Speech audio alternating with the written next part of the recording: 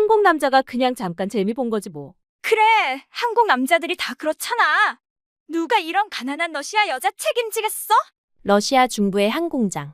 수많은 여성들이 한 여성을 향해 차가운 시선을 보냅니다. 한국 남자와 장거리 연애 중이라는 이유만으로 그녀는 조롱과 뒷담화, 왕따의 표적이 되었는데요. 포기해. 이래서 얼굴만 믿고 설치는 애들이 제일 꼴 보기 싫어. 끝도 없는 비난과 멸시가 쏟아지던 그때, 공장 문이 갑자기 열리며 한 남자가 들어옵니다. 그리고 믿기 힘든 일이 벌어졌습니다. 그는 모두가 보는 앞에서 그녀의 작업복 상의를 벗겼다고 하는데요. 그날 조롱으로 가득했던 공장 전체가 숨을 멈췄습니다. 그 충격적인 현장의 이야기 지금 시작합니다. 구독과 좋아요는 감동블라썸 영상 제작에 큰 힘이 됩니다. 안녕하세요. 제 이름은 안나입니다. 러시아 중서부의 작은 공업도시에서 태어나고 자랐어요. 이곳은 언제나 회색빛이었습니다. 하늘도 건물도 사람들의 표정도 전부 같은 색이었어요. 고등학교를 졸업하던 날, 저는 졸업장 대신 공장 출입증을 손에 쥐었습니다. 아버지가 병으로 쓰러지셨고 어머니는 오래전부터 거동이 불편하셨거든요.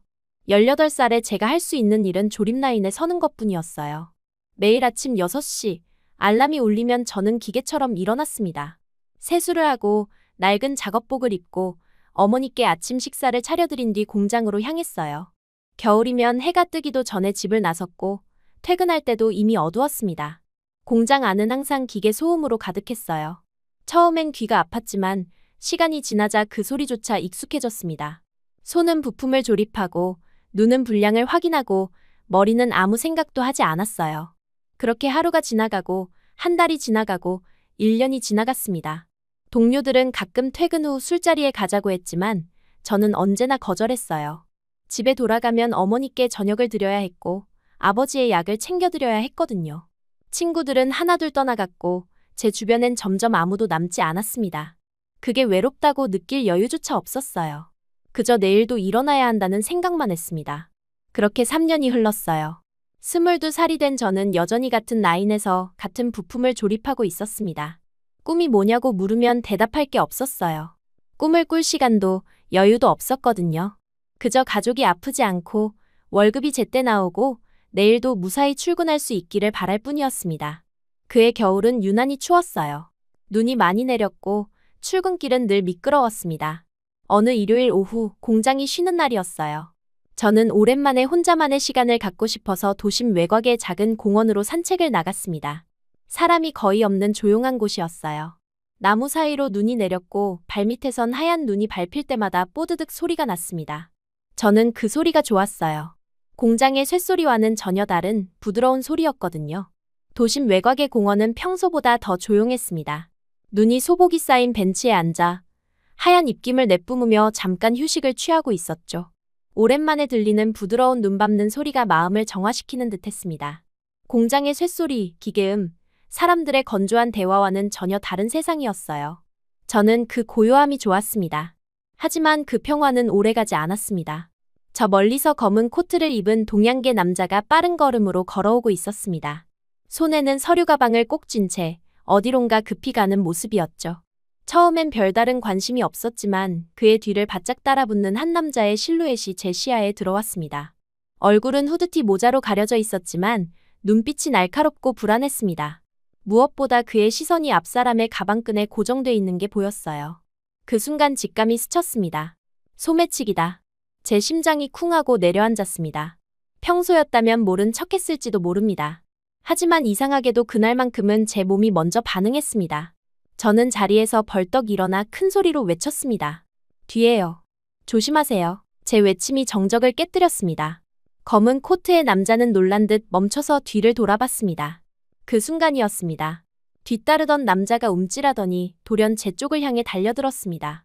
욕설을 내뱉으며 꺼져. 상관하지 마. 라고 소리쳤습니다.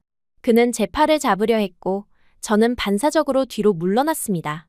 하지만 그 순간 저는 주머니에 작은 스패너가 있다는 걸 느꼈습니다. 그래서 작은 스패너를 꺼내 단단히 쥐었습니다.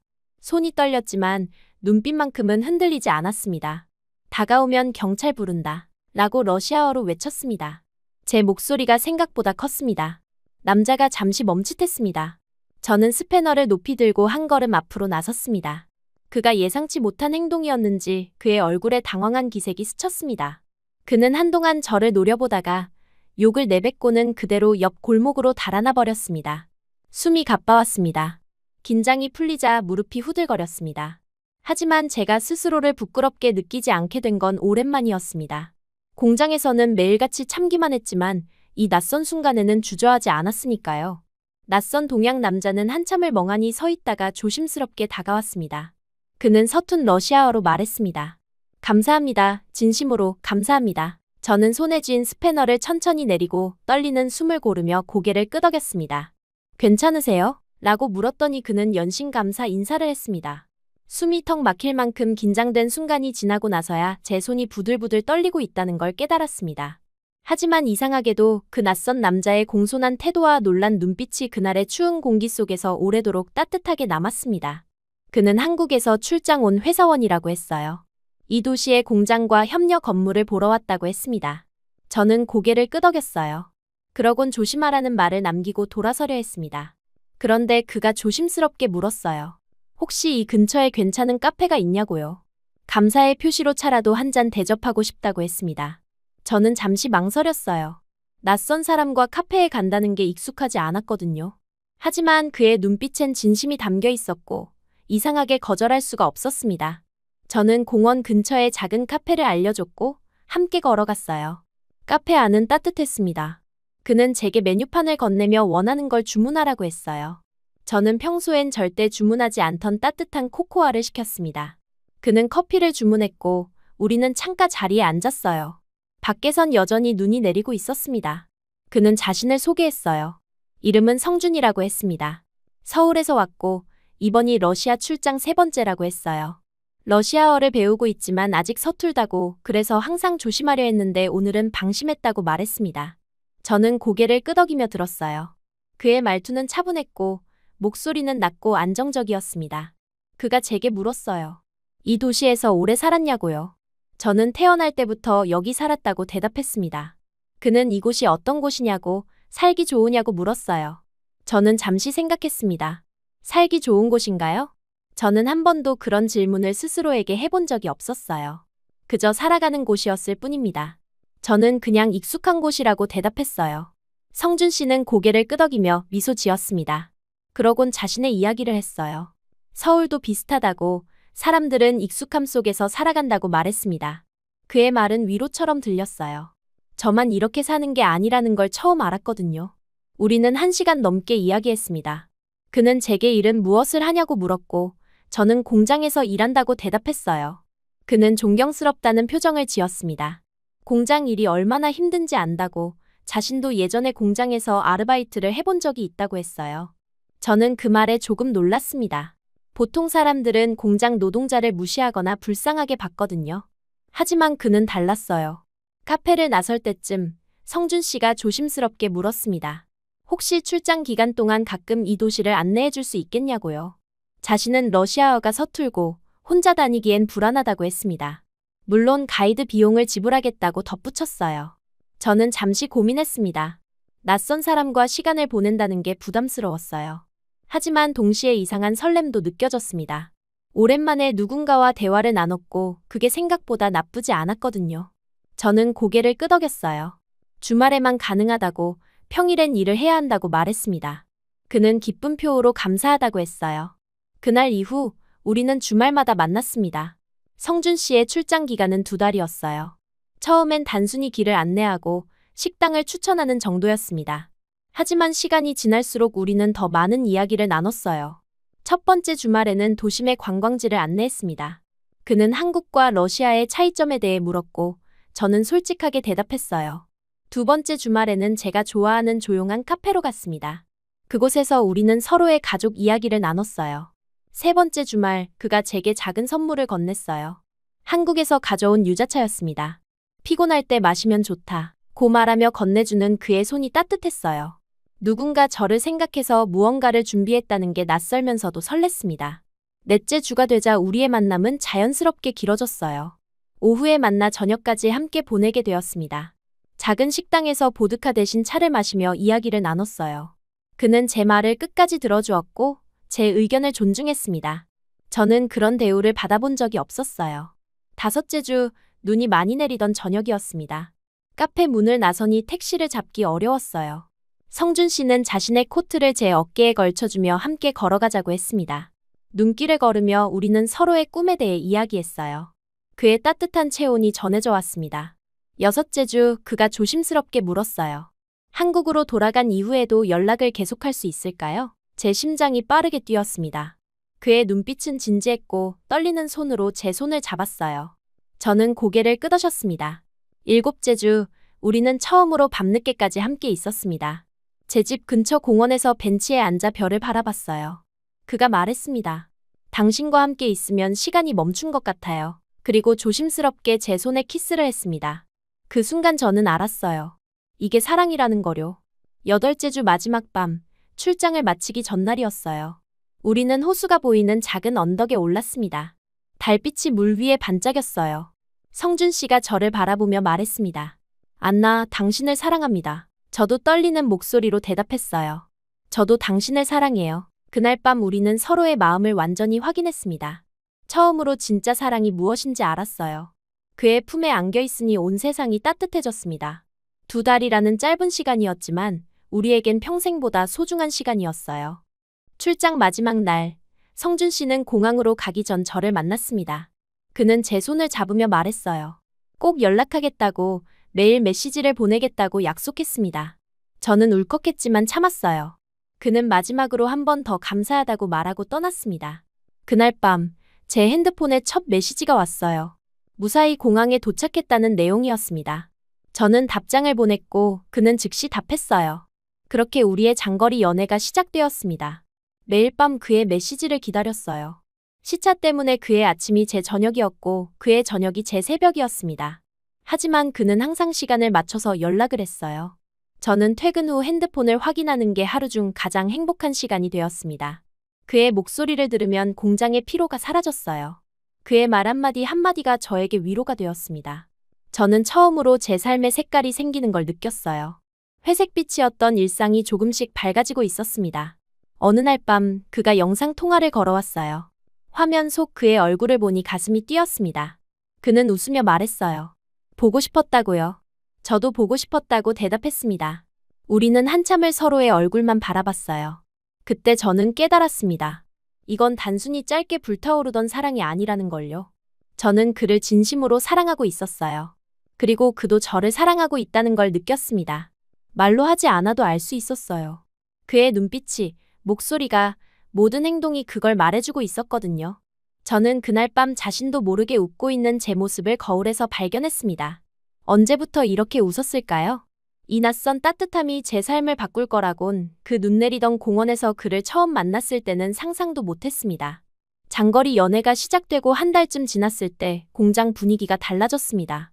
처음엔 동료들이 관심을 보였어요. 어떻게 만났냐고, 어떤 사람이냐고 물었습니다. 저는 솔직하게 대답했어요. 한국에서 온 회사원이라고 출장 기간 동안 알게 되었다고 말했습니다. 그때부터였어요. 사람들의 표정이 묘하게 변하기 시작했습니다.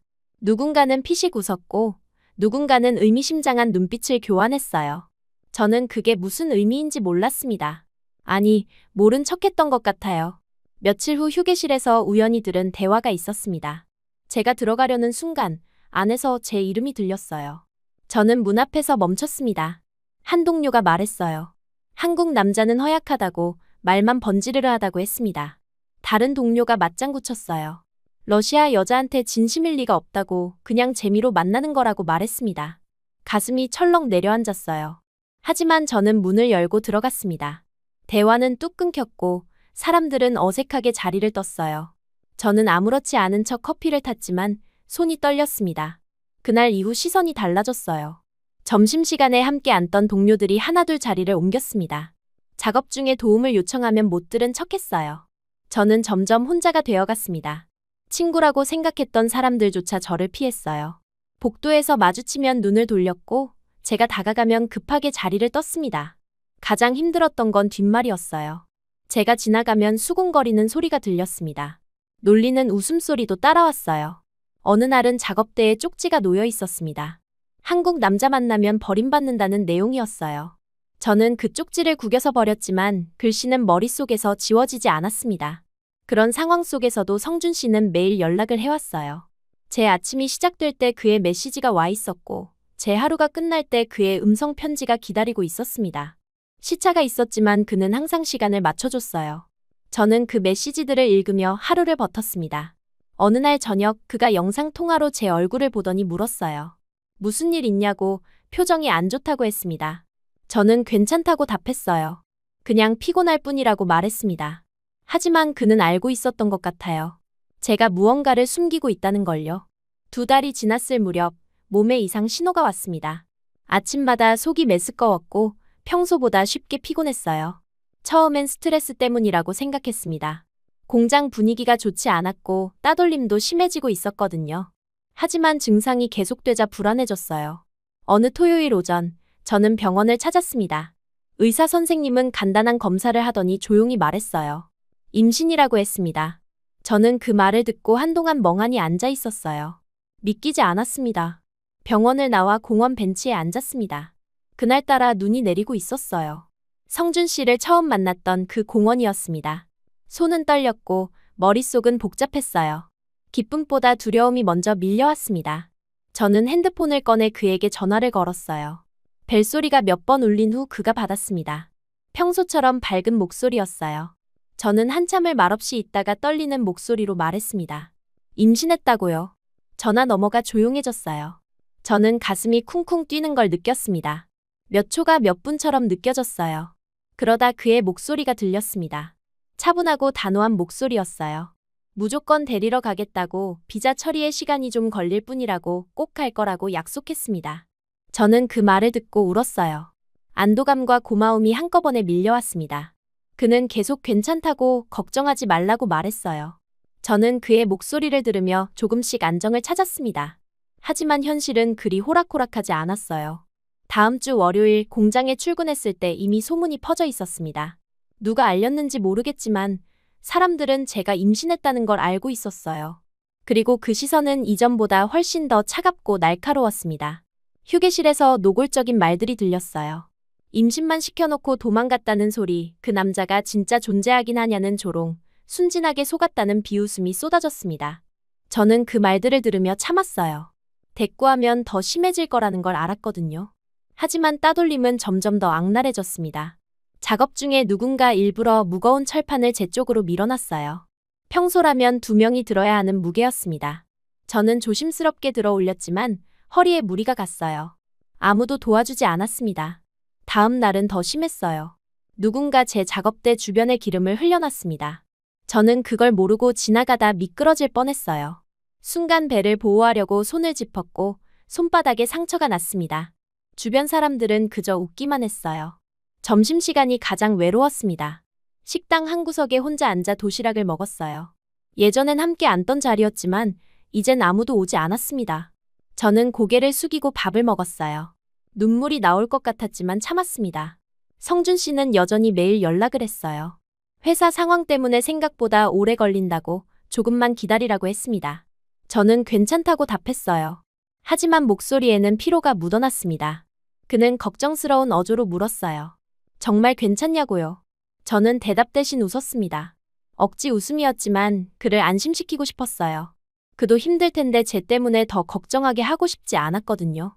한 달이 더 지났습니다. 아직 그는 출발하지 않았고 공장에서의 괴롭힘은 더 심해졌어요. 어느 날은 제 사물함이 억지로 열려 있었고 안에 있던 성준 씨의 사진이 찍혀 있었습니다. 저는 그 사진 조각들을 주워 담으며 울었어요. 화장실 칸 안에서 소리 없이 눈물을 흘렸습니다. 그날 저녁 성준 씨에게 전화가 왔어요. 평소보다 목소리가 급했습니다. 비자가 거의 다 됐다고, 이번 주 안에 출국할 수 있을 것 같다고 했어요. 저는 그 말을 듣고 안도했습니다. 조금만 더 버티면 된다는 생각이 들었어요. 하지만 그 주가 가장 길고 힘들었습니다. 수요일 점심시간, 저는 평소처럼 구석자리에 앉아 도시락을 먹고 있었어요. 그때 몇몇 동료들이 다가왔습니다. 그들은 제 앞에 서서 비웃는 표정을 지었어요. 한 명이 말했습니다.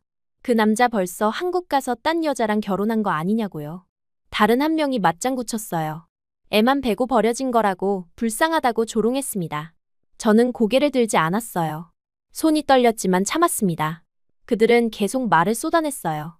한국 남자들은 다 그렇다고, 말만 번지르르 하고 책임은 안 진다고, 제가 순진해서 속은 거라고 했습니다. 저는 숟가락을 든 채 멈춰 있었어요. 눈물이 도시락 위로 떨어졌습니다. 참을 수 없었어요. 그날은 유독 모든 게 버거웠습니다. 몸도 힘들었고 마음도 지쳐 있었어요. 저는 그냥 조용히 울었습니다. 대꾸할 힘도 없었거든요. 그 순간이었어요. 공장 정문이 열리는 소리가 들렸습니다. 모두가 그쪽을 돌아봤어요. 한 남자가 들어서고 있었습니다.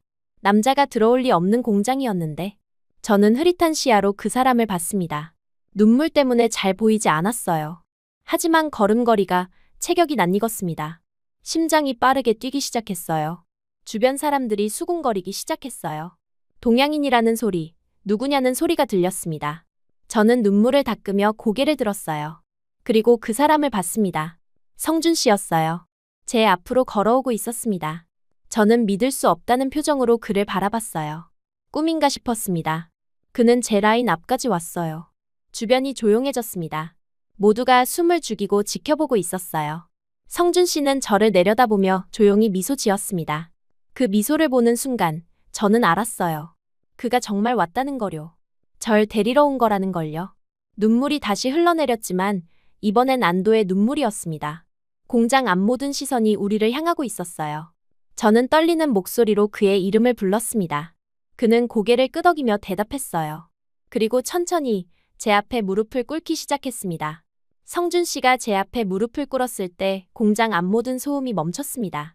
기계 소리도, 사람들의 수군거림도, 심지어 제 숨소리조차 멈춘 것 같았어요. 그는 천천히 손을 뻗어 제 작업복 앞지퍼를 잡았습니다. 저는 깜짝 놀라 그의 손을 막으려 했어요. 하지만 그는 조용히 고개를 저으며 제 눈을 바라봤습니다. 그 눈빛엔 확신이 담겨 있었어요. 그는 지퍼를 천천히 내렸습니다. 낡고 기름때 묻은 작업복이 벗겨지는 소리가 유난히 크게 들렸어요. 주변 사람들이 숨을 죽였습니다. 아무도 움직이지 않았어요. 성준 씨는 작업복을 제 어깨에서 벗겨내며 조용히 말했습니다. 이런 곳에 더 있을 이유가 없다고, 지금 자신과 함께 가자고 했어요. 그의 목소리는 낮았지만 단호했습니다. 저는 멍하니 그를 바라봤어요. 믿기지 않았습니다. 정말 그가 여기 있다는 게, 절 데리러 왔다는 게 현실인지 확신할 수 없었어요. 그는 일어나서 제 손을 잡았습니다. 따뜻한 손이었어요. 우리는 공장을 나왔습니다. 아무도 막지 않았어요. 그렇게 많던 조롱과 비웃음이 순식간에 사라졌습니다. 사람들은 그저 멍하니 우리를 바라볼 뿐이었어요. 저는 그의 손을 꼭 잡고 걸었습니다. 떨리는 다리에 힘을 주며 한 걸음씩 나아갔어요. 공장 정문을 나서자 차가운 바람이 얼굴을 스쳤습니다. 눈이 내리고 있었어요. 저는 그제야 현실감을 느꼈습니다. 성준 씨가 정말 왔다는 걸, 절 데리러 온 거라는 걸 실감했어요. 그는 제 어깨에 자신의 코트를 걸쳐줬습니다. 그리곤 부드럽게 물었어요. 괜찮냐고요? 저는 고개를 끄덕였습니다. 아니, 사실은 괜찮지 않았어요. 머릿속이 복잡했고 가슴은 두근거렸고 눈물이 계속 흘러내렸습니다. 하지만 그의 옆에 서 있다는 것만으로도 괜찮아질 것 같았어요. 우리는 근처 카페로 갔습니다. 처음 만났던 그 카페였어요. 성준 씨는 따뜻한 차를 주문하고 제 맞은편에 앉았습니다. 그리곤 천천히 설명하기 시작했어요. 회사 때문에 생각보다 오래 걸렸다고 했습니다.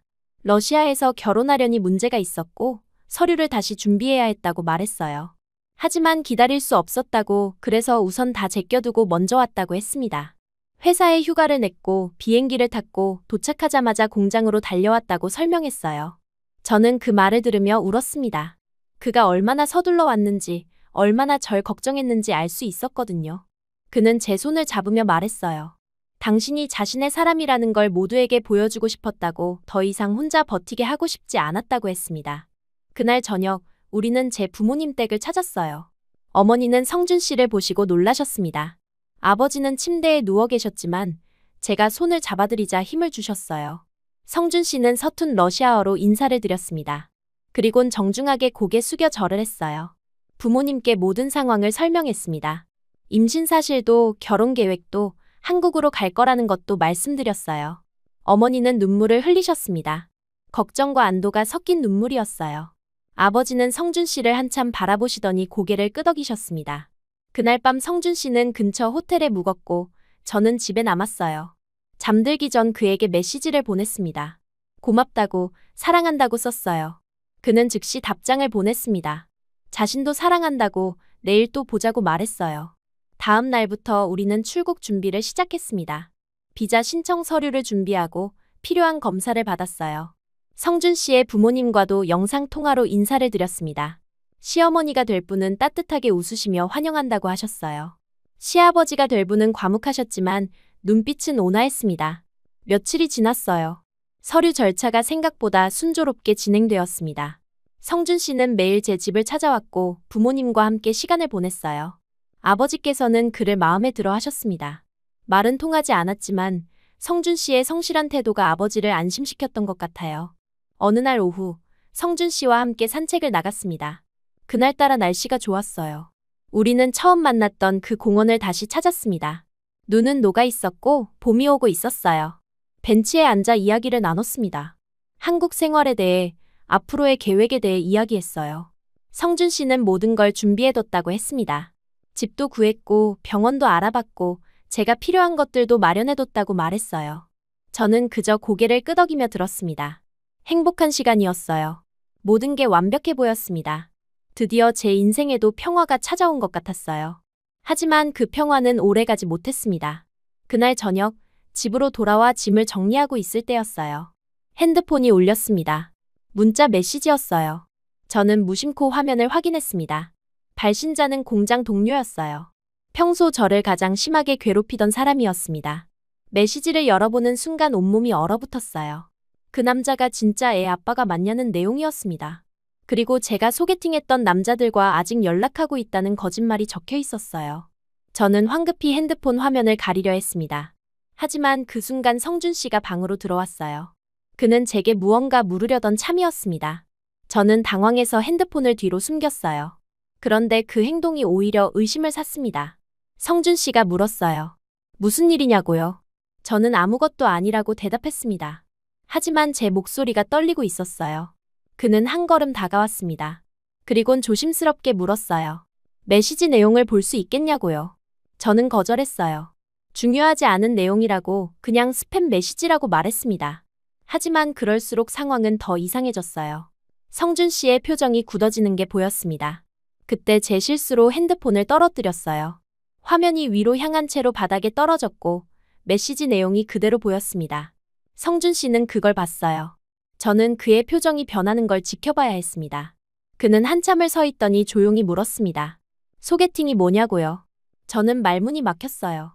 사실 임신 사실을 알기 전 부모님의 권유로 두어 번 소개팅 자리에 나간 적이 있었습니다. 하지만 그건 전혀 의미 없는 자리였어요.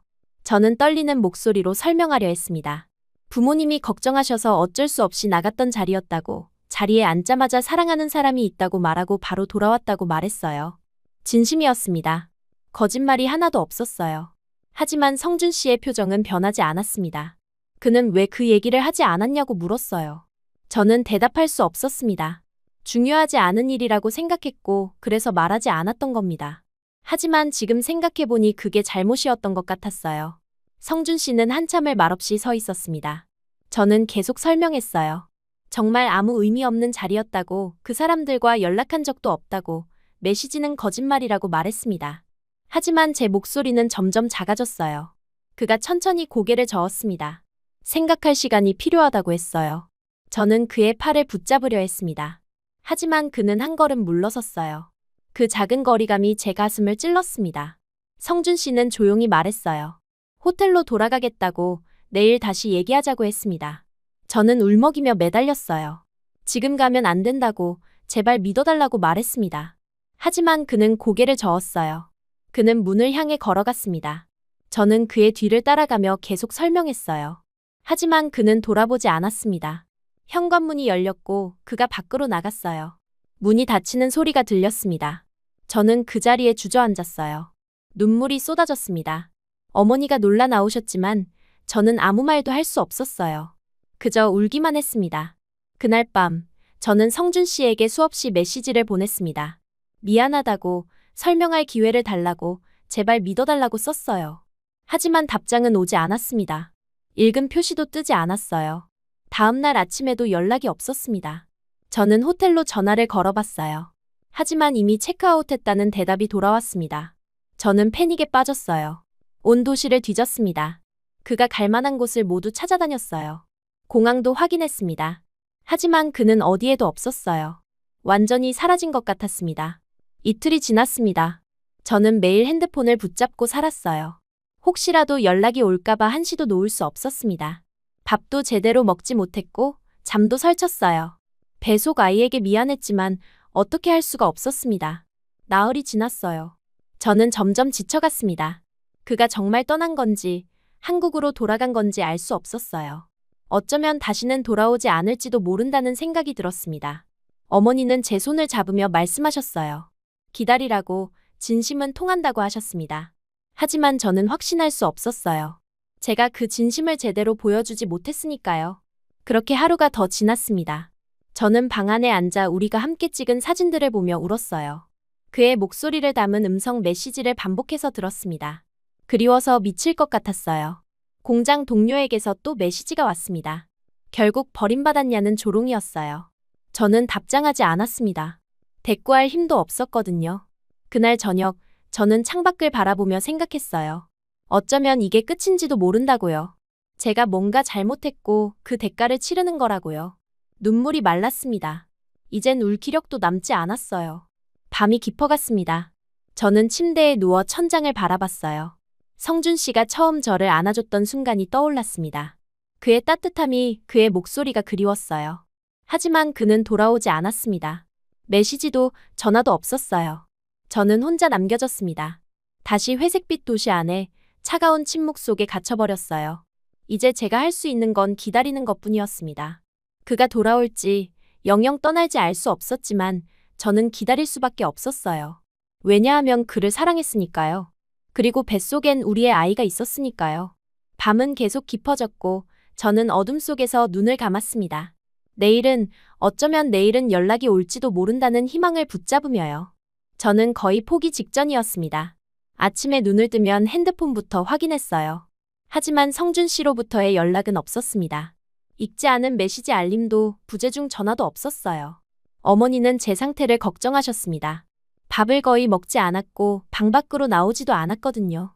어머니가 문을 두드리며 식사를 권하셨지만 저는 고개를 저었어요. 목구멍으로 아무것도 넘어가지 않았습니다. 창밖을 바라보는 시간이 많아졌어요. 눈이 내리고 녹고 다시 내리기를 반복했습니다. 계절은 겨울에서 봄으로 넘어가고 있었어요. 하지만 제 마음속엔 여전히 겨울이었습니다. 밤마다 후회가 밀려왔어요. 그때 솔직히 말했더라면, 소개팅 자리에 나갔던 걸 미리 얘기했더라면 이런 일은 없었을 거라는 생각이 들었습니다. 제 잘못이었어요. 중요하지 않다고 판단한 건 제 착각이었습니다. 배속 아이가 조금씩 자라고 있었어요. 병원에 가야 했지만 혼자 갈 용기가 나지 않았습니다. 성준 씨와 함께 가기로 했던 첫 산부인과 예약도 취소했어요. 그 예약 날짜를 보는 것조차 고통스러웠거든요. 저는 그가 보냈던 음성 메시지를 다시 들었습니다. 사랑한다는 말, 꼭 지키겠다는 약속, 함께하자는 다짐들이 담긴 메시지였어요. 그의 목소리를 들으니 눈물이 났습니다. 이제 다시는 그 목소리를 직접 들을 수 없을지도 모른다는 생각에 가슴이 찢어지는 것 같았어요. 공장 동료에게서 또 메시지가 왔습니다. 이번엔 더 노골적인 조롱이었어요. 결국 버림받았다는 소리, 처음부터 그럴 줄 알았다는 비웃음이 담겨 있었습니다. 저는 그 메시지를 읽고 핸드폰을 던져버렸어요. 화면이 깨졌지만 신경 쓰이지 않았습니다. 아버지께서 제 방으로 오셨어요. 거동이 불편하신데도 침대에서 일어나 제게 오신 겁니다. 아버지는 제 손을 잡으시고 한참을 말없이 계셨어요.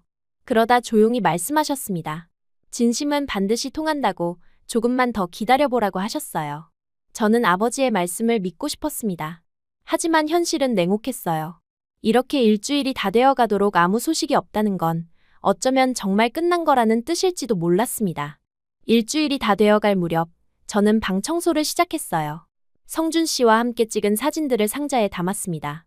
그가 선물했던 유자차 통도 정리했어요. 이제 정말 보내줘야 할 때가 온 것 같았습니다. 하지만 쉽지 않았어요. 사진 한 장 한 장이 추억이었고 물건 하나하나가 그와의 시간을 담고 있었습니다. 저는 결국 상자를 덮지 못하고 다시 사진들을 꺼내봤어요. 그날 오후 어머니가 저를 부르셨습니다. 누군가 문 앞에 왔다고 하셨어요.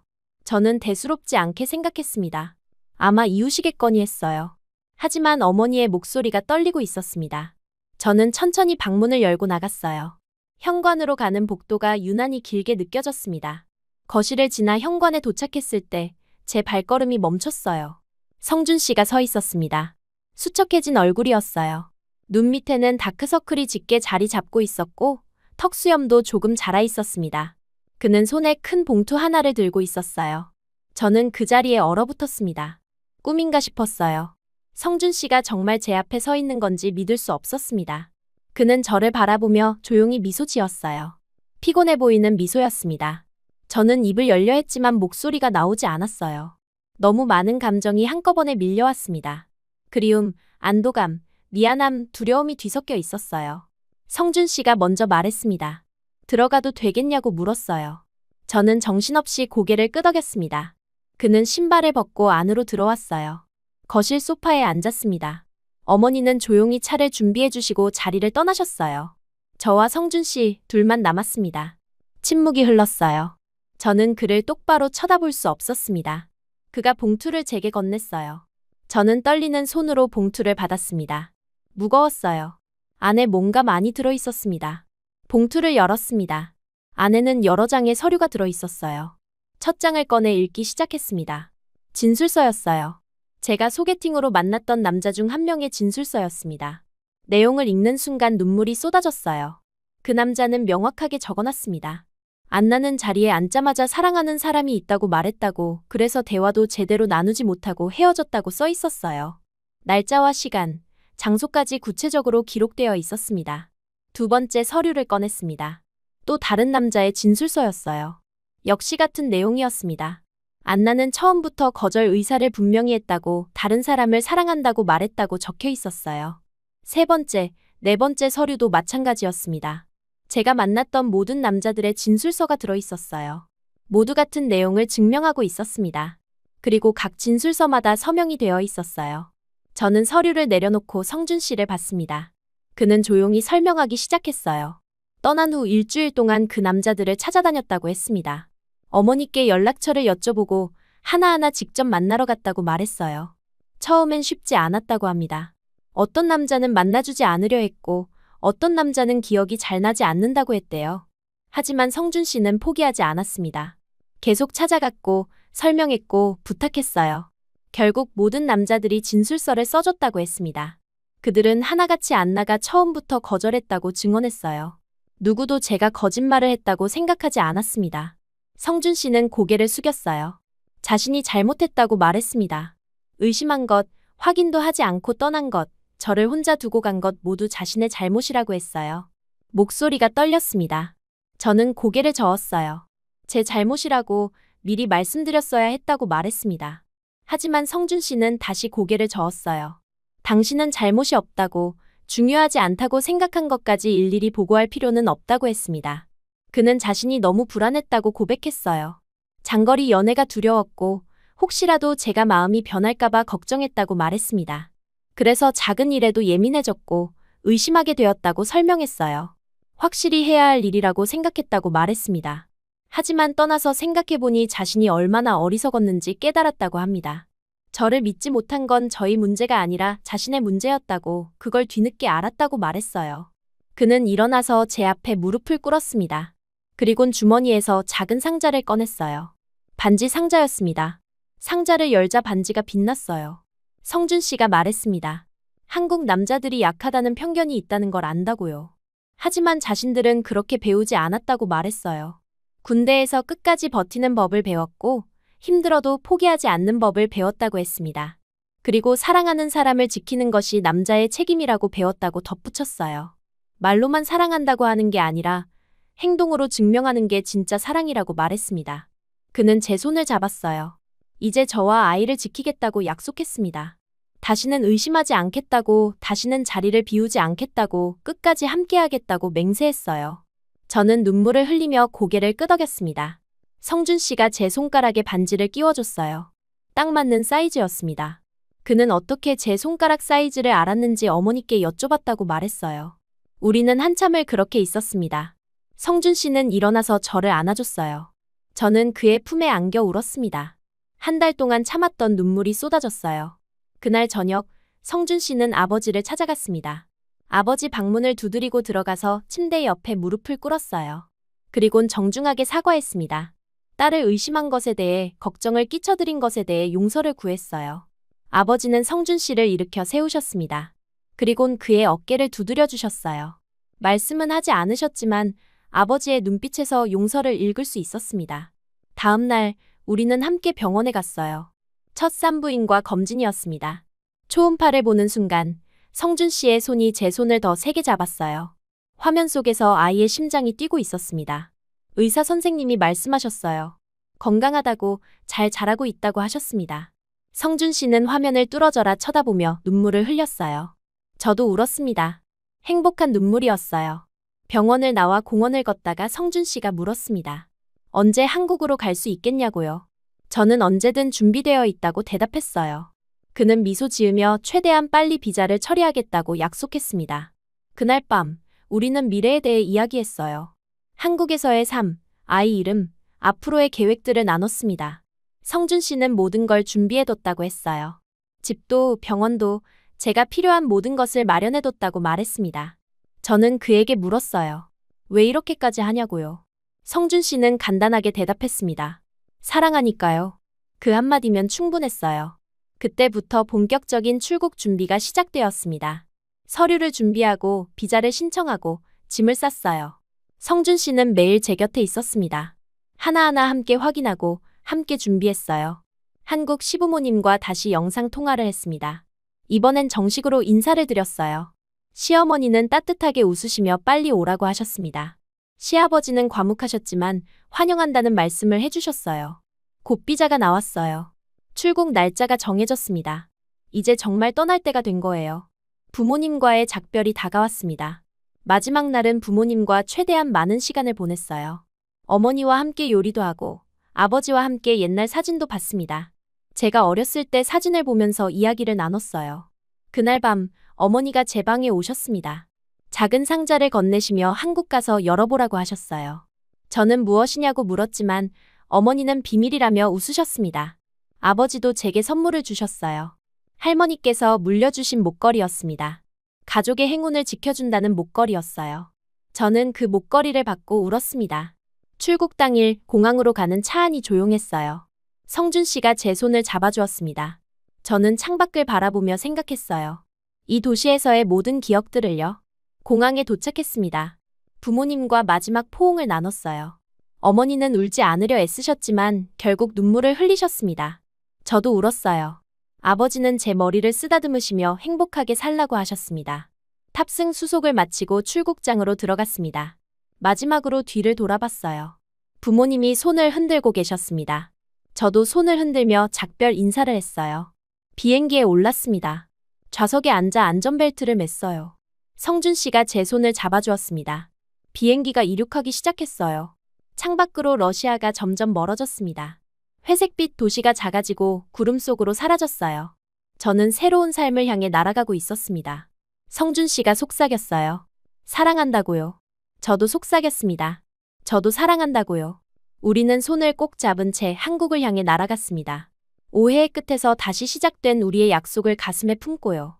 인천공항에 도착했을 때 저는 처음으로 한국 땅을 밟았습니다. 비행기에서 내리자마자 느껴진 공기가 달랐어요. 러시아의 차갑고 건조한 공기와는 다른 약간 습한 느낌이었습니다. 성준 씨가 제 짐을 들어주며 앞장섰어요. 공항 안은 사람들로 가득했습니다. 한글로 된 안내판들이 눈에 들어왔어요. 하나도 읽을 수 없었습니다. 성준 씨의 손을 꼭 잡고 따라갔어요. 길을 잃을까봐 두려웠거든요. 입국 심사를 마치고 짐을 찾았습니다. 성준 씨의 부모님이 공항 밖에서 기다리고 계셨어요. 시어머니는 저를 보자마자 환하게 웃으시며 다가오셨습니다. 저를 꼭 안아주셨어요. 따뜻한 포옹이었습니다. 시아버지는 조용히 고개를 끄덕이시며 인사하셨어요. 말씀은 많지 않으셨지만 눈빛이 온화했습니다. 저는 서툰 한국어로 인사를 드렸어요. 성준 씨가 가르쳐준 몇 마디였습니다. 차를 타고 집으로 향했습니다. 창밖 풍경이 신기했어요. 러시아와는 전혀 다른 모습이었습니다. 높은 건물들, 네온사인 빠르게 지나가는 차들이 낯설었어요. 하지만 동시에 설레기도 했습니다. 성준 씨가 마련한 집은 서울 외곽의 조용한 동네에 있었어요. 크지는 않지만 깨끗하고 아늑한 집이었습니다. 성준 씨가 모든 걸 준비해뒀더라고요.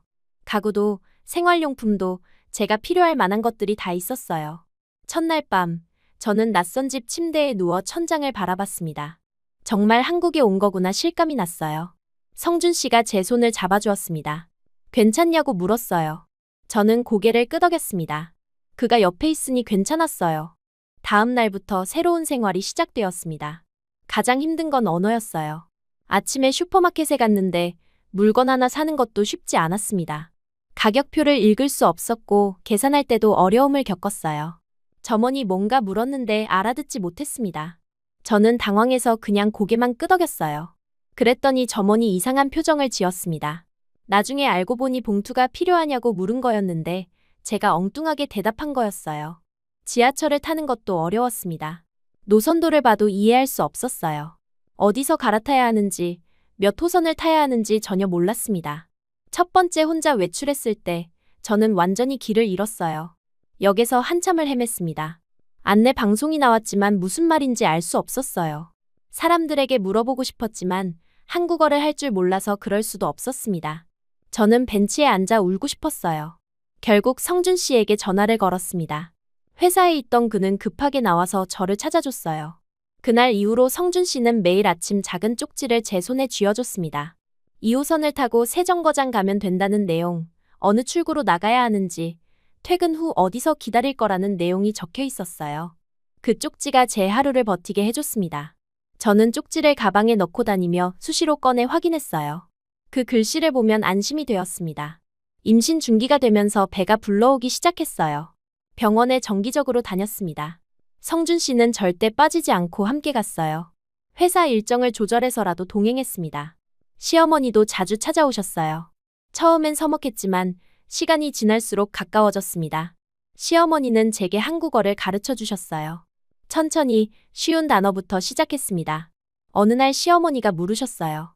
러시아 음식은 어떤 맛이냐고요? 저는 보르시와 펠메니에 대해 설명했습니다. 시어머니는 관심 있는 표정으로 들으시더니 함께 만들어 보자고 하셨어요. 우리는 주말마다 함께 요리를 했습니다. 저는 러시아 요리를 가르쳐 드렸고 시어머니는 한국 요리를 가르쳐 주셨어요.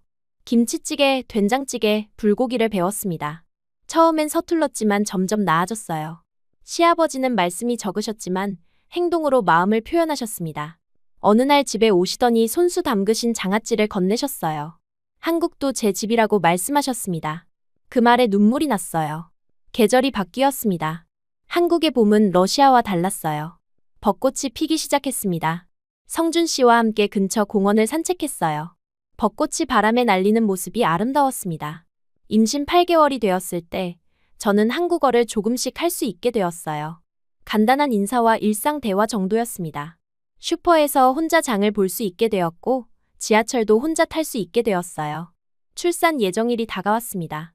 성준 씨는 출산휴가를 미리 신청해뒀어요. 제 옆을 지키기 위해서였습니다.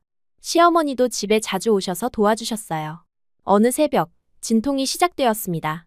성준 씨는 침착하게 병원 가방을 챙기고 저를 부축했어요. 병원으로 가는 차 안에서 제 손을 꼭 잡아주었습니다. 출산은 고통스러웠지만 성준 씨가 옆에 있어서 버틸 수 있었어요. 그는 제 손을 잡고 계속 격려해줬습니다. 몇 시간의 진통 끝에 아이가 태어났습니다. 아들이었어요. 작고 빨간 얼굴의 아기였습니다. 간호사가 아이를 제 품에 안겨줬어요. 그 순간 세상 모든 고통이 사라졌습니다. 성준 씨는 눈물을 흘리며 우리를 바라봤어요. 산후조리원에서 2주를 보냈습니다. 성준 씨는 매일 찾아왔어요. 퇴근 후 바로 달려와서 아이를 안아주고 제 상태를 확인했습니다. 시부모님도 자주 오셨어요. 집으로 돌아온 후 본격적인 육아가 시작되었습니다. 밤마다 깨서 우는 아이를 돌보느라 잠을 제대로 잘 수 없었어요. 하지만 성준 씨가 함께했습니다. 그는 새벽에 일어나 이유식 재료를 손질했고 기저귀를 갈아주었어요. 퇴근 후에는 장을 보고 돌아왔습니다.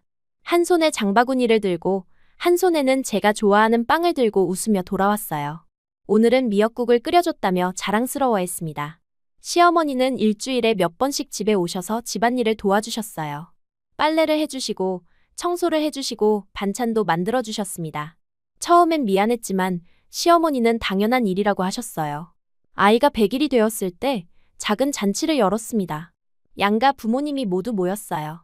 러시아에서 부모님이 오셨습니다. 아버지는 많이 좋아지셨고 어머니도 건강해 보이셨어요. 부모님은 손주를 보시고 기뻐하셨습니다. 아버지는 아이를 안고 한참을 바라보셨어요. 어머니는 제가 잘 적응한 것 같다며 안도하셨습니다. 아이가 돌이 되었을 때 저는 조금씩 제 삶에 대해 생각하기 시작했어요. 육아도 중요하지만 저도 무언가를 하고 싶었습니다. 한국 사회에 기여하고 싶었어요. 어느 날 동네 도서관에 갔습니다. 아이 책을 빌리러 갔다가 게시판을 보게 되었어요. 거기에 다문화 가정 통역 봉사단 모집 공고가 붙어 있었습니다. 공고를 읽으며 생각했어요. 저처럼 한국에 처음 온 외국인들이 많을 거라고요. 그들도 저처럼 언어 때문에, 문화 차이 때문에 어려움을 겪을 거라고 생각했습니다. 이제는 제가 누군가를 도울 수 있겠다는 생각이 들었어요. 저도 한국어를 어느 정도 할 수 있게 되었고, 한국 생활에도 적응했으니까요. 제 경험이 누군가에게 도움이 될 수 있을 것 같았습니다. 집으로 돌아와 성준 씨에게 이야기했어요. 그는 좋은 생각이라며 응원해줬습니다. 시어머니께도 말씀드렸더니 아이를 봐주시겠다고 하셨어요. 저는 그날 바로 지원서를 작성했습니다. 제 경험을, 제가 한국에 와서 겪은 일들을 적었어요. 왜 이 일을 하고 싶은지, 어떻게 도움을 줄 수 있을지 썼습니다. 일주일 후 연락이 왔어요. 면접을 보러 오라는 내용이었습니다. 저는 떨리는 마음으로 면접 장소로 갔어요. 담당자는 제 이야기를 관심 있게 들어주었습니다. 합격 통보를 받았습니다. 저는 다문화 가정 통역 봉사자가 되었어요.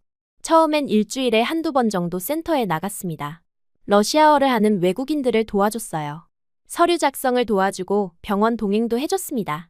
한국 생활에 대해 설명해주고 어려움을 들어줬어요. 그들의 이야기를 들으며 저도 위로를 받았습니다. 시간이 지날수록 일이 늘어났습니다. 센터에서 저를 정식 통역사로 제안했어요. 저는 고민 끝에 수락했습니다. 성준 씨와 시부모님도 지지해 주셨어요. 아이가 3살이 되었을 때 저는 이미 경력 있는 통역사가 되어 있었어요. 많은 다문화 가정을 도왔습니다. 그들이 한국 생활에 적응하는 걸 보면 뿌듯했어요. 통역사로 일한 지 1년이 조금 넘었을 때였습니다. 그날도 평범한 하루였어요. 센터에 출근해서 예약된 상담 목록을 확인하고 있었습니다. 오전에 2건, 오후에 1건의 상담이 잡혀 있었어요. 오후 상담 시간이 다가왔습니다. 담당 상담원이 저를 불렀어요. 새로운 내담자가 왔다고, 러시아어 통역이 필요하다고 했습니다. 저는 서류를 정리하고 상담실로 향했어요. 상담원이 내담자의 상황을 간단히 설명해줬습니다. 남편에게 폭행을 당해 도망쳤다고 했어요. 한국어를 거의 못하고 당장 머물 곳도 없는 상황이라고 말했습니다. 저는 고개를 끄덕이며 상담실 문을 열었어요. 그리고 그 순간 시간이 멈췄습니다. 의자에 앉아있는 여자를 보는 순간 숨이 멎었어요. 과거 공장에서 저를 괴롭히던 바로 그 동료였습니다. 저를 가장 심하게 따돌렸던 사람이었어요. 그녀도 저를 알아봤습니다. 고개를 들었다가 제 얼굴을 보더니 얼굴이 하얗게 질렸어요. 눈을 피하며 몸을 움츠렸습니다. 저는 문 앞에 서서 한참을 그녀를 바라봤어요. 모든 기억이 되살아났습니다. 기름 묻은 바닥에서 미끄러질 뻔했던 순간, 무거운 철판을 혼자 들어야 했던 날, 점심시간에 혼자 앉아 울던 그 시간들이 생생하게 떠올랐어요. 그녀가 했던 조롱의 말들, 비웃던 표정들이 머릿속을 스쳤습니다. 가슴이 답답했어요. 손이 떨렸습니다. 문을 닫고 나가고 싶었어요. 하지만 동시에 그녀의 모습이 눈에 들어왔습니다. 창백한 얼굴, 멍든 팔, 떨리는 손을 보았어요. 그 순간 깨달았습니다.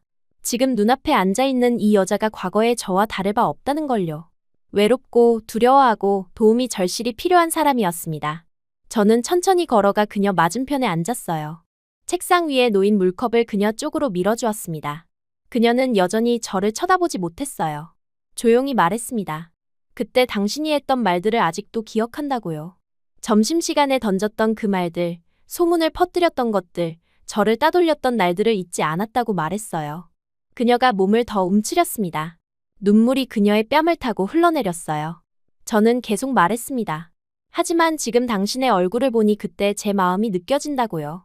외로웠고 두려웠고 세상 끝에 서 있는 것 같았다고 말했어요. 그녀가 드디어 저를 봤습니다. 눈물로 범벅이 된 얼굴이었어요. 입을 열었지만 말이 나오지 않았습니다. 그저 울기만 했어요. 저는 티슈를 건네며 기다려줬습니다. 한참을 운 후에야 그녀가 떨리는 목소리로 말했어요. 미안하다고, 정말 미안하다고 반복했습니다. 그때 자신도 너무 외로웠고 질투가 났고 그래서 저에게 그렇게 했다고 고백했어요. 저는 조용히 들었습니다. 그녀의 이야기를 들으니 이해가 되었어요. 그녀도 힘든 상황에 있었고 저의 행복이 부러웠던 거였습니다. 그게 잘못된 방식으로 표출된 거였어요. 상담을 시작했습니다. 그녀의 상황을 자세히 물어봤어요. 한국 남자와 결혼해서 왔는데 남편이 술을 마시면 폭력을 휘둘렀다고 했습니다. 참다가 결국 도망쳐 나왔다고 말했어요. 저는 그녀를 보호시설로 안내했습니다. 필요한 서류를 함께 작성해주고 법적 절차를 설명해줬어요. 병원 치료도 받을 수 있도록 예약을 잡아줬습니다. 그날 이후로 그녀는 정기적으로 센터를 찾았어요. 저는 계속 그녀를 도와줬습니다. 이혼 절차를 진행하고 한국어를 배울 수 있도록 수업을 연결해주고 일자리도 알아봐줬어요. 처음엔 어색했습니다. 과거의 기억 때문에 마음이 편하지 않았어요. 하지만 시간이 지나면서 조금씩 변했습니다. 그녀가 노력하는 모습을 보면서 진심으로 변하려는 모습을 보면서 마음이 열렸어요. 3개월쯤 지났을 때 그녀가 작은 카페 일자리를 구했습니다. 처음엔 설거지부터 시작했지만 열심히 일했어요. 한국어도 부지런히 배웠습니다. 어느 날 그녀가 센터를 찾아왔어요. 이번엔 상담이 아니었습니다. 작은 선물 상자를 들고 왔더라고요. 손수 만든 쿠키였습니다. 그녀는 저를 마주보고 진심 어린 사과를 전했어요.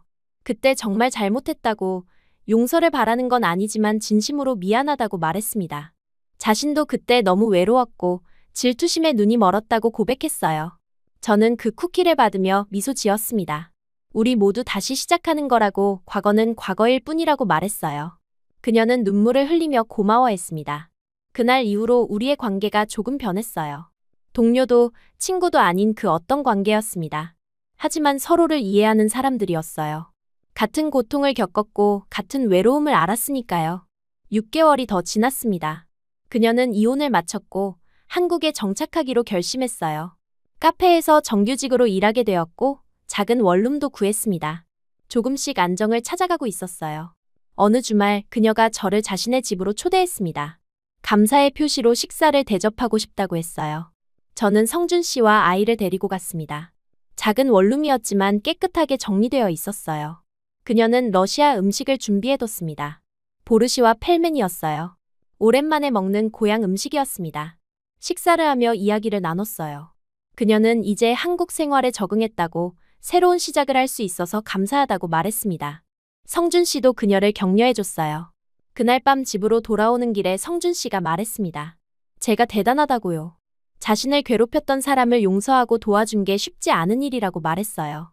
저는 고개를 저었습니다. 용서가 아니라 이해였다고 대답했어요. 그녀도 저처럼 외로웠고 힘들었던 거라고 말했습니다. 그걸 이해하니까 도울 수 있었다고요. 시간이 흘렀습니다. 아이가 5살이 되었어요. 유치원에 다니기 시작했습니다. 한국어와 러시아어를 모두 할 줄 아는 아이로 자라고 있었어요. 저는 여전히 센터에서 일했습니다. 이제는 팀장이 되어 있었어요. 더 많은 다문화 가정을 도울 수 있게 되었습니다. 제 경험이 많은 사람들에게 희망이 되고 있었어요. 성준 씨는 승진했습니다. 하지만 여전히 매일 아침 도시락을 싸서 출근했어요. 저와 아이를 위한 도시락이었습니다. 퇴근 후에는 언제나 웃으며 집으로 돌아왔어요. 주말이면 우리 가족은 공원을 산책했습니다. 아이는 제 손과 성준 씨의 손을 잡고 깡충깡충 뛰며 걸었어요. 그 모습을 보면 가슴이 따뜻해졌습니다. 어느 봄날 아이가 물었어요. 한국이 우리 집이 맞냐고요. 저는 아이의 손을 꼭 잡고 대답했습니다. 그렇다고, 이제는 엄마의 집이기도 하다고 말했어요. 시부모님은 여전히 자주 찾아오셨습니다. 이제는 가족이라기보다 친구 같은 관계가 되었어요. 시어머니와는 함께 요리를 하고 시아버지와는 산책을 했습니다. 러시아 부모님도 1년에 2번씩 한국에 오셨어요. 아버지는 완전히 건강을 회복하셨습니다. 손주와 함께 공원에서 뛰어놀 수 있을 정도였어요. 어머니는 한국 드라마를 보시며 한국 문화를 이해하려 노력하셨습니다. 어느 날 저녁, 성준 씨와 단둘이 앉아 이야기를 나눴어요. 아이가 잠든 후였습니다. 창밖으로 봄비가 내리고 있었어요. 성준 씨가 물었습니다. 행복하냐고요? 저는 망설임 없이 대답했어요. 행복하다고, 정말 행복하다고 말했습니다. 그는 미소 지으며 제 손을 잡았어요. 자신도 행복하다고 말했습니다. 저를 만난 게 인생 최고의 행운이었다고 덧붙였어요. 저는 그날 밤 많은 생각을 했습니다. 과거의 제 모습을, 힘들었던 시절을 그리고 지금의 삶을 되돌아봤어요. 참 많은 일이 있었습니다. 깨달은 게 있었어요. 사람의 진짜 강함은 목소리 크기나 근육에서 나오는 게 아니라는 거요. 끝까지 책임지는 마음, 말보다 행동으로 증명하는 자세가 진짜 강함이라는 걸 배웠습니다. 한국 남자는 약하다는 그 오래된 편견은 이제 제 인생에서 완전히 사라졌어요. 성준 씨가 공장에서 제 작업복을 벗겨주던 그날 그 편견은 산산이 부서졌습니다. 그는 말이 아니라 행동으로 증명했어요. 저를 데리러 왔고 의심했을 때 직접 진실을 찾아다녔고 매일 아침 도시락을 싸주고 아이를 돌보고 가족을 지켰습니다. 그게 진짜 강함이었어요. 화려한 말이나 과장된 행동이 아니라 조용하지만 확실한 책임감이었습니다. 센터에서 일하며 많은 다문화 가정을 봤습니다. 그중엔 행복한 가정도 있었고 어려움을 겪는 가정도 있었어요. 하지만 하나 확실한 건 진심과 책임감이 있는 곳엔 행복이 있다는 거였습니다. 저는 이제 다른 사람들에게 이야기할 수 있어요. 포기하지 말라고, 진심은 통한다고, 사랑은 국경을 넘는다고 말할 수 있습니다. 제가 그 증거니까요. 어느 토요일 오후, 온 가족이 모였습니다. 양가 부모님이 모두 우리 집에 오셨어요. 성준 씨가 고기를 굽고 저는 러시아 샐러드를 만들었습니다. 아이는 할아버지 할머니들 사이를 뛰어다니며 웃었어요. 식사를 하며 이야기를 나눴습니다. 과거의 이야기도, 현재의 이야기도, 미래의 계획도 나눴어요. 웃음소리가 집안을 가득 채웠습니다. 그 순간 저는 깨달았어요. 이게 바로 제가 꿈꿨던 삶이라는 걸요. 회색빛 공장에서 홀로 점심을 먹던 그 시절엔 상상도 못했던 삶이었습니다. 이제 저는 한국을 사랑합니다. 이곳 사람들을, 이곳 문화를, 이곳 음식을, 이곳에서의 제 삶을 사랑해요. 한국은 제 두 번째 고향이 아니라 진짜 고향이 되었습니다. 밤이 되어 손님들이 돌아가고 아이를 재운 후 성준 씨와 함께 베란다에 섰어요. 서울의 야경이 보였습니다. 수많은 불빛이 반짝이고 있었어요. 성준 씨가 제 어깨를 감싸며 말했습니다. 사랑한다고요. 저도 대답했어요. 저도 사랑한다고요. 그리고 생각했습니다. 제 인생은 회색빛 공장에서 시작되었지만 이제는 이렇게 밝은 빛으로 가득하다고요. 그 변화를 만들어준 건 사랑이었고 책임감이었고 끝까지 포기하지 않는 마음이었습니다. 저는 이제 누군가에게 말할 수 있어요. 진짜 강함은 겉모습이 아니라 마음에서 나온다고요. 사랑하는 사람을 끝까지 지키는 것, 말보다 행동으로 증명하는 것, 그게 진짜 강함이라고 말할 수 있습니다. 그리고 이 이야기를 나누고 싶어요. 저처럼 힘든 시간을 보내는 사람들에게 희망을 잃지 말라고, 진심은 반드시 통한다고, 더 나은 내일이 기다리고 있다고 전하고 싶습니다. 제 이야기는 여기서 끝이 아니에요. 아직도 매일 새로운 일들이 일어나고 새로운 추억을 만들어가고 있습니다. 하지만 한 가지는 변하지 않을 거예요. 이곳 한국에서 사랑하는 가족과 함께 행복하게 살아갈 거라는 사실은요. 창밖으로 봄바람이 불어왔습니다. 벚꽃 향기가 실려왔어요. 성준 씨의 손을 꼭 잡고 그 향기를 맡았습니다. 이게 바로 제 삶이에요. 회색에서 시작해 무지개 빛으로 물든 제 인생이었습니다.